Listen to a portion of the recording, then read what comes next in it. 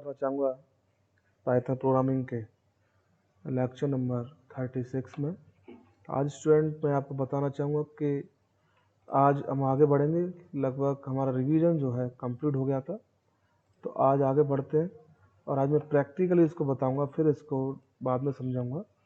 तो स्टूडेंट देखिए, अभी तक जो हमने प्रोग्रामिंग की उस प्रोग्रामिंग में सबसे पहले इसे ना फाइल को हम सेव कर लेते हैं। सेव करने के बाद रिप्लेसिंग कर दो, कोई दिक्कत नहीं, ठीक है। या अगर रिप्लेसिंग नहीं करना चाहते तो आप इस फाइल को दोबारा भी किसी और के नाम से भी क्या कर सकते हैं, सेव कर सकते हैं, ठीक है। अब देखो स्टूडेंट, अभी तक जो हमने प्रोग्रामिंग की वो कैसी प्रोग्रामिंग की, फंक्शन विद आर्गुमेंट्स प्रोग्रामिंग की। जैसे for example if you want to add two numbers, ये मैंने आपको प्रैक्टिकली बता भी दिया था। विद आर्गुमेंट सम निकालना चाह रहे हैं, देन ए और बी की वैल्यू कहाँ से आएगी, आपकी आउटसाइड द फंक्शन आएगी। Then we write easily A plus B and last one is print C. ये मैंने बताया था आपको अभी तक। फिर इसके बाद हम क्या करते हैं, अगर ये ए और बी की वैल्यू, ये आर्गूमेंट्स हैं, तो इसके आर्गूमेंट्स की वैल्यू कहाँ दी जाएगी स्टूडेंट, आउटसाइड द फंक्शन। तो ए इक्वल्स टू इंट इनपुट, ये मैं आपको बता चुका हूँ, पर इसी कॉन्सेप्ट से जुड़ा हुआ दूसरा कॉन्सेप्ट है, तो मैं इसलिए इसको रिवाइज कर रहा हूँ। प्लीज एंटर फर्स्ट नंबर, ठीक है, okay, please enter first number. B equals to हमने यहाँ कर दिया int input, please enter second number, okay, second number, okay. अब देखो, तो इसका मतलब ये तो पार्ट हमारा अलग है, जैसे मैंने आपको बताया था क्लास में, ठीक है, क्लास जब ली थी ऑनलाइन, और ये हमारा पार्ट अलग है। तो ये हमारा फंक्शन कैसा है स्टूडेंट, ये फंक्शन हमारा फंक्शन विद आर्गूमेंट्स, क्योंकि यहाँ दो आर्गूमेंट हमारे गिवन है, दो आर्गूमेंट गिवन है ना, ठीक है। तो यहाँ से अब हम क्या करेंगे स्टूडेंट, इसकी कॉलिंग करेंगे। क्या करेंगे, कॉलिंग, ठीक है। कॉलिंग करने के बाद ये जो, अब देखो ये दो पोर्शन अलग है स्टूडेंट, और ये हमारा प्रोग्राम अलग है, ठीक है ना। तो अब ए और बी की वैल्यू मैंने इनपुट की, मान लो कुछ भी इनपुट कर दिया। अब जैसे ये सम फंक्शन हमारा कॉल होगा, तो इस ए की वैल्यू जो इनपुट करूंगा कॉलिंग के बाद कहाँ पहुंच जाएगी, इस ए में पहुंच जाएगी, ठीक है। इस है ना बी की वैल्यू कहाँ सेंड हो जाएगी, इस है ना बी में सेंड हो जाएगी, ठीक है, जो मैं इनपुट करूंगा। तो इनपुट इस फंक्शन को कहाँ से मिले, आउटसाइड द फंक्शन मिले। तो with the help of, it means when we use function with argument, then there is no need to input the variables value inside the function, value of variables inside the function। उसको वहां देने की आवश्यकता नहीं, कहाँ से आएंगी value, बाहर से आती है कॉलिंग के समय, ठीक है ना, समझ में आ गया।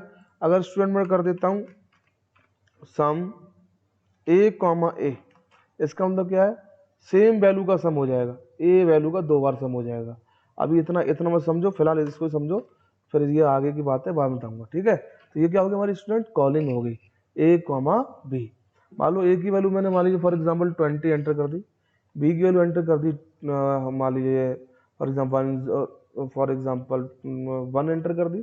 तो सम की कॉलिंग अगर हम कराएंगे तो ए की वैल्यू 20 किसमें पास हो जाएगी, इस ए में 20, इस बी की वैल्यू किसमें पास हो जाएगी, इस बी की वैल्यू इसमें पास हो जाएगी 1, दोनों का एडिशन होकर 21 आंसर हमारा डिस्प्ले हो जाएगा। ये अभी तक मैंने कराया था। अब स्टूडेंट क्या है, अब आज का जो कॉन्सेप्ट है, छोटा सा कॉन्सेप्ट है, क्या है, अगर आप आउटपुट भी फंक्शन के अंदर डिस्प्ले नहीं कराना चाह रहे हैं, हम फंक्शन आउटपुट का डिस्प्ले कराना चाह रहे हैं कि जहां से कॉल हुआ है वहीं मैं इसको डिस्प्ले कराना चाहूँ, ऐसा भी पॉसिबल है क्या, यस पॉसिबल है। आउटपुट हमारा किसके अंदर है स्टूडेंट, सी के अंदर है। तो एक स्टूडेंट एक फंक्शन होता है रिटर्न फंक्शन, कौन सा फंक्शन होता है, रिटर्न फंक्शन।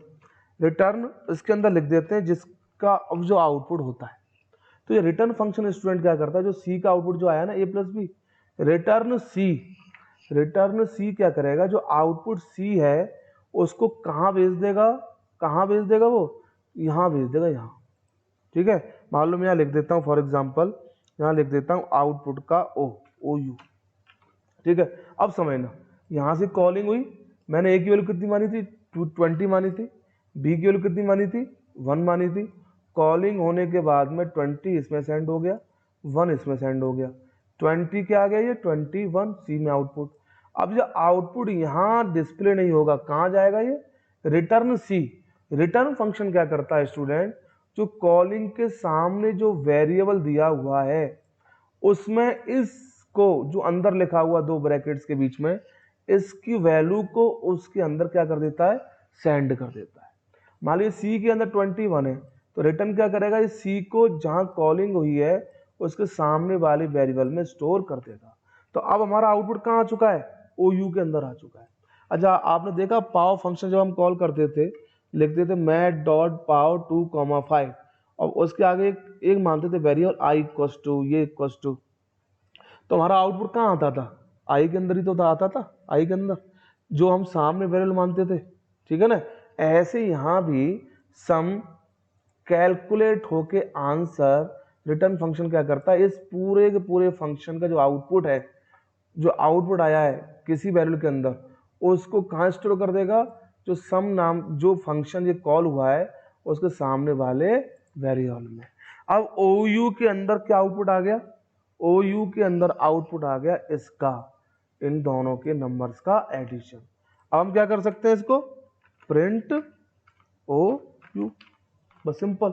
इट मीन्स कहने का मतलब है ये आपकी कॉलिंग हुई, कॉलिंग के बाद में ये फंक्शन कॉल हुआ, अब आउटपुट यहाँ डिस्प्ले ना होगी, कहाँ सेंड हो गया, इस वेरिएबल के अंदर सेंड हो गया। रिटर्न फंक्शन ने उस आउटपुट को कहाँ भेज दिया, यहाँ से यहाँ भेज दिया, ठीक है। यहाँ भेजने के बाद में इसको हमने क्या कर दिया, फिर प्रिंट कर दिया, ठीक है। समझ में आ गया ना। फिर दोबारा बताते हैं, ये तो फंक्शन हो गया। अभी तक हम क्या करते थे, प्रिंट फंक्शन कहाँ लगाते थे, inside the function. It means अभी तक तो इनपुट बाहर से आ रहे थे, आउटपुट कहाँ हो रहा था, इनसाइड द फंक्शन हो रहा था। But with the help of return function we can send the output of any function to outside कहाँ, to outside the function।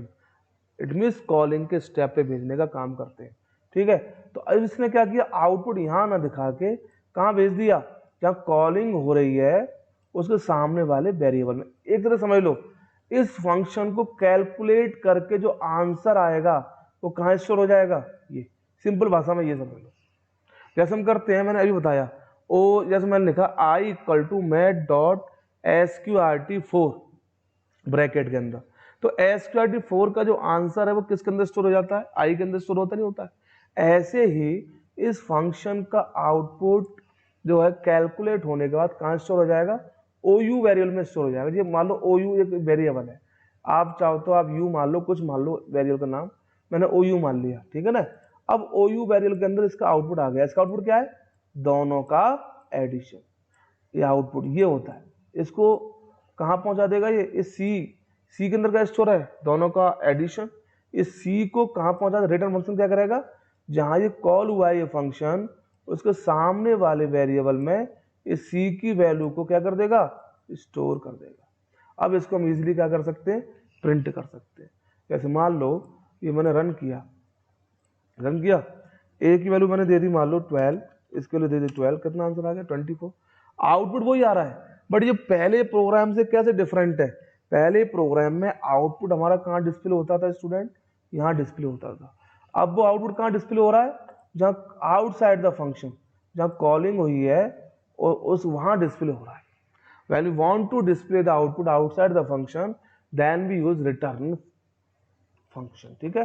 तो रिटर्न के अंदर जो भी आप लिखोगे जो वेरिएबल, उसी की वैल्यू उस फंक्शन की कोडिंग के सामने स्टोर कर देता है। तो आज का टॉपिक क्या था स्टूडेंट, आज का टॉपिक था, इसको मैं कल आपको वहां समझाऊंगा, कहाँ, बोर्ड पर, फंक्शन विद रिटर्न, ठीक है, फंक्शन विद रिटर्न, ये आज का टॉपिक था, ठीक है ना। रिटर्न फंक्शन RUTURN, ठीक है, ये आज का टॉपिक था, ये मैंने आपको कंप्लीट करा दिया, ठीक है, ठीक है स्टूडेंट। तो ये मैंने आपको कंप्लीट करा दिया है, रिटर्न फंक्शन। आप चाहो तो इसे बोल्ड या कैसे भी आप कर सकते हो, ठीक है बेटा। तो ये आप, ये फंक्शन विद रिटर्न फंक्शन, क्योंकि अभी तक क्या होता था, अभी तक वो पहला स्टेप जो बताया स्टूडेंट मैंने, इनपुट भी फंक्शन के अंदर हो रहा था, आउटपुट भी फंक्शन के अंदर हो रहा था। फिर जब सेकंड स्टेप आया आर्गुमेंट्स, आर्गुमेंट्स हमने क्या करना स्टार्ट कर दिया, कि इनपुट जो है कहाँ से भेजना स्टार्ट कर दिया, बाहर से भेजना स्टार्ट कर दिया फंक्शन में। अब जो थर्ड स्टेप आया, लास्ट स्टेप, इसमें क्या है कि इस आउटपुट को भी हम कहाँ कर सकते हैं, जहां से इनपुट आया वहीं भेज सकते हैं उसके सामने वाले वेरिएबल में जहां से कॉलिंग हुई है। ठीक है ना, तो ये हमारा आज का टॉपिक फिनिश हो गया। ठीक है स्टूडेंट, बहुत आसान आसान चैप्टर बचे हैं आपके, 2-3 चैप्टर, वो आराम से मैं करा दूंगा, ये आराम से 15-20 दिन में। आप छोटे छोटे मैं टॉपिक लूंगा, ज़्यादा बड़े बड़े टॉपिक नहीं लेंगे। अब इसको कल मैं रिवाइज कराऊंगा आपको बोर्ड पर। ठीक है, ओके स्टूडेंट, थैंक यू। घर पर हैं और सुरक्षित रहें।